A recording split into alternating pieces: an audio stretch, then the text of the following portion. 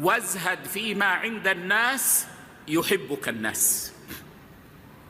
الناس لا يحبون غالبا الذي يأخذ منهم، ويحبون الذي يعطيهم. فإذا زهدت فيما عند الناس ولم تطلب من الناس أحبك الناس. لكن إذا كنت تطلب، إذا رأوك ابتعدوا عنك.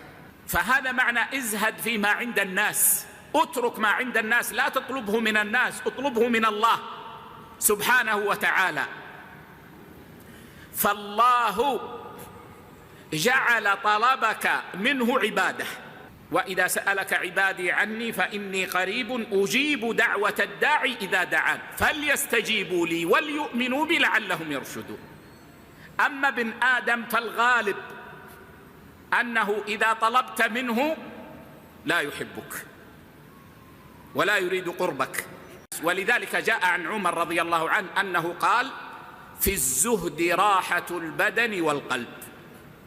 في الزهد راحة البدن والقلب. نعم والله، إذا زهدت في الدنيا وزهدت فيما عند الناس ارتاح قلبك وارتاح بدنك.